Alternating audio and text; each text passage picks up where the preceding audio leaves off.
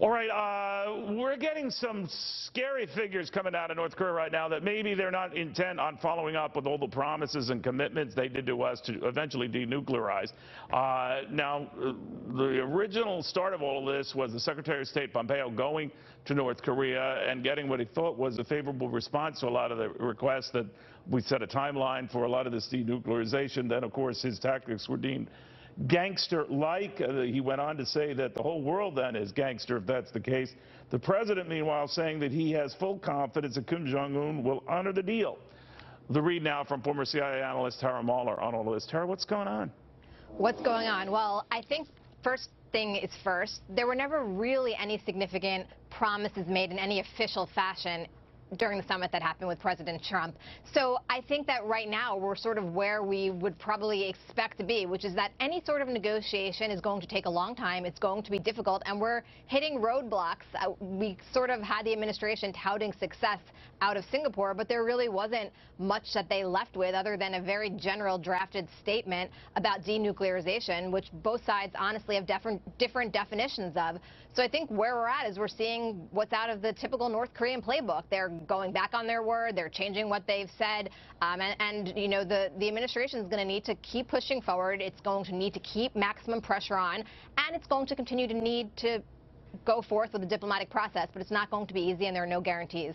You know what was a little bit weird about it, though, Tara, is that none of this involved Kim Jong-un, who apparently never met with Secretary of State Pompeo when he was there. So this wasn't Kim Jong-un speaking or saying this. No officials were told, at least by the Secretary of State's office, aired any of these complaints, concerns about, being pushed into a corner or, gangster-like behavior until he was well on his way flying to Tokyo. What are we to make of that? So this sort of inflammatory rhetoric, especially even after what seemed like conciliatory gestures by the North Koreans, is not actually unusual.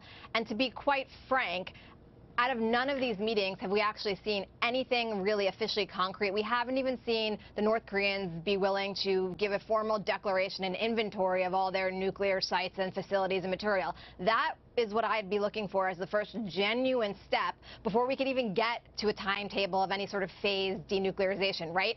They need to be honest and transparent about what they even have before we can even get to what's going to happen to it and in exchange for what. And we haven't even seen that occur yet. So we're still very, very early in this process. I mean, I think Secretary Pompeo probably has had lower expectations than President Trump, and I think he's probably right to have those lower expectations. I think it was a mistake by the administration to tout Singapore as a success in terms of what came out of it. It was a success in terms of easing tensions, laying the groundwork for diplomacy, and that's all a good thing, but nothing actually concrete was agreed to. President Trump is talking about promises that were made in a handshake. Well, in the world of international relations, promises in a draft statement and a handshake in front of a camera is not an actual concrete agreement, and there were very little details to that. Not yet. Tara, thank you very, very much. Good seeing you.